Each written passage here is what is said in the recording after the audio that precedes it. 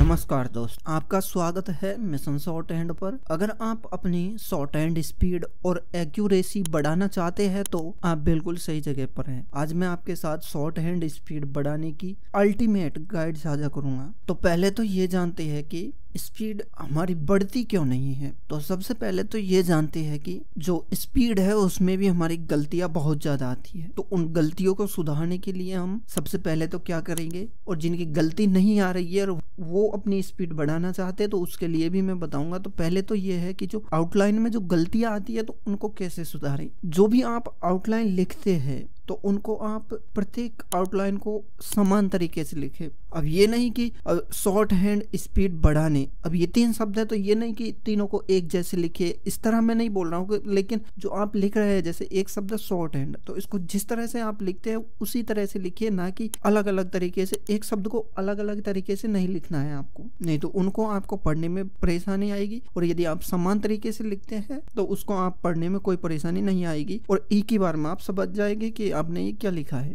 रोज समान आउटलाइन लिखे। जो भी डिक्टेशन है जिनमें बार बार जो शब्द आते हैं उनको एक ही तरीके से लिखे। आउटलाइन जो हमारी बुक में दी गई है उनका सही तरीके से अभ्यास करें, और जो आउटलाइन है उनको उसी आउटलाइन में लिखे, नई ना बनाएं, क्योंकि वो आपको याद होती है। सबसे पहले वही बुक पढ़ी जाती है तो उनकी सभी आउटलाइन हमें याद रहती है। अगर आपको किसी भी लेसन में गलती हो रही है तो गलत आउटलाइनों को बार बार लिखिए और एक ही तरीके से लिखिए। ऐसा करने से आपकी गलतियां कम होती है और उनकी स्पीड बेहतर होती है। दूसरी टिप मैं ये बताना चाहूंगा कि आपने जो नोट्स बना रखे हैं वो एक आउटलाइन के और डिक्टेशन के दोनों अलग अलग बनाने चाहिए। आउटलाइन और डिक्टेशन के लिए अलग अलग से कॉपियां बनाएं। क्या फायदा होगा कि आप जो आउटलाइन है कॉपी अलग है और डिक्टेशन की अलग है, तो जो भी डिक्टेशन में आपको गलतियां आई है तो वो आउटलाइन वाली कॉपी में देखकर आप उन आउटलाइन को सही कर सकते हैं, जिससे आपका अभ्यास और अच्छा बनेगा। कोई आउटलाइन नहीं आ रही है तो आपको ढूंढने में भी परेशानी नहीं आएगी।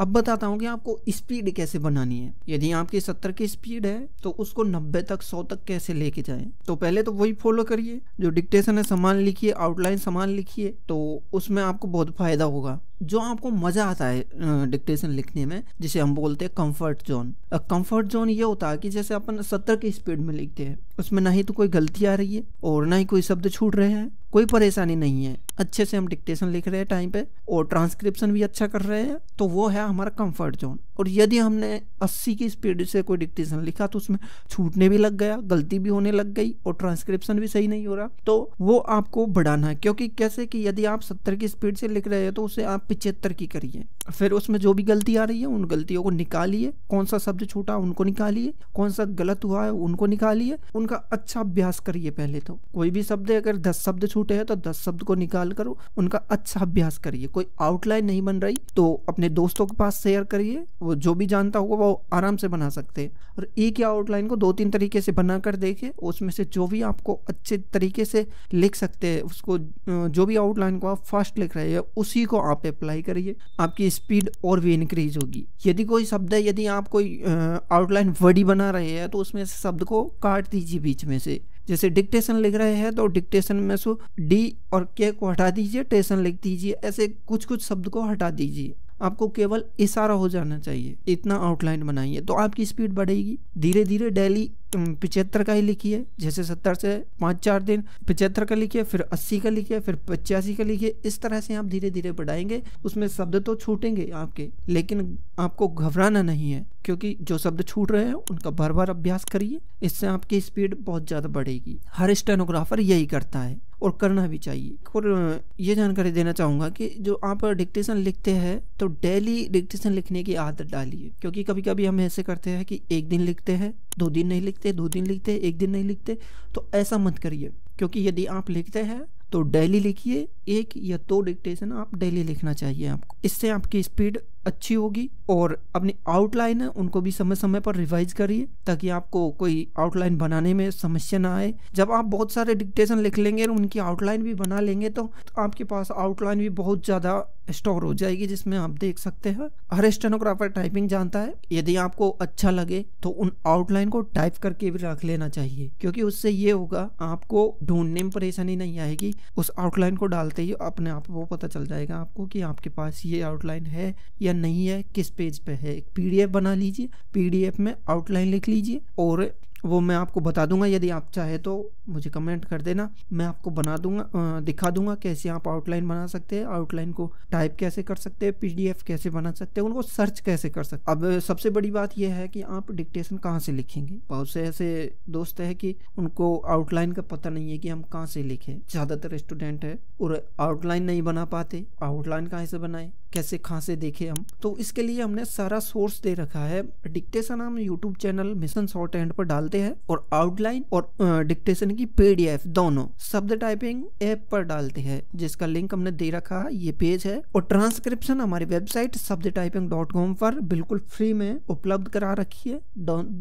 डेली कोड के डिक्टेशन चल रहे हैं, उसको आप ट्रांसक्रिप्शन भी कर सकते हैं, डिक्टेशन भी लिख सकते हैं। और डिक्टेशन और पीडीएफ, आउटलाइन और डिक्टेशन की पीडीएफ दोनों ऐप पर आप देख सकते हैं। ये बिल्कुल फ्री है, इनमें कोई चार्ज नहीं है। हाँ, हो सकता है यदि कोई पोर्टल का 10-5 रुपए लग जाए तो वो कोई ज्यादा बड़ी बात है नहीं। इतने में आपकी पेंसिल आ जाती है। एक पेंसिल के भाव में आप आराम से प्रैक्टिस कर सकते हैं डेली। तो वो फ्री है, वो हमारी तरफ से कोई अमाउंट नहीं रखा गया, उसमें 0 रखा गया है। लेकिन वो जो पोर्टल है वो लेता है। अभी जो हम कोड के डिक्टेशन पर फोकस कर रहे हैं और वो फ्री है, कोई पैसा नहीं है, जो कि मैंने बता दिया आपको। अगर आपका रिस्पॉन्स अच्छा आता है तो हम अन्य डिक्टेशन भी अपलोड करना शुरू कर देंगे, वो भी बिल्कुल फ्री में। तो आप हमें अच्छा रिस्पांस दीजिए यूट्यूब पर, लाइक करिए वीडियो को। यदि कोई समस्या है तो आप कमेंट में बता दीजिए हमें, तो उसको हम सुधारने की कोशिश करें। ये सारे टिप्स है जिनको आप फॉलो कर सकते हैं। यदि फिर भी आपको कोई समस्या है तो आप हमें कमेंट कर सकते हैं, जिससे हम आपकी हेल्प कर सके। आप भी हमारा चैनल सब्सक्राइब करिए, जिससे कि हमें भी पता चले कि भाई आपको ये जरूरत है इन चीज़ों की। यदि आपको जरूरत ही नहीं है और हम भी मेहनत कर रहे हैं, हमारा टाइम बर्बाद कर रहे हैं, तो उसमें फायदा नहीं है किसी को भी। ये सारा फ्री है, कोई हमारे पास अमाउंट आ नहीं रहा जिससे कि हमें या आपको कोई नुकसान हो। नुकसान आपका ये यदि हम डिक्टेशन बंद कर देंगे तो। इस वजह से आपको रिस्पांस देना जरूरी है, गलत हो चाहे सही हो, वो एक अलग मैटर है। गलत होगा तो हम उसको सुधारने की कोशिश करेंगे, क्योंकि गलत रिस्पांस आप जब भी दोगे जब आपको कोई चीज गलत लगे, तो उसको हम सुधारने की कोशिश करेंगे। तो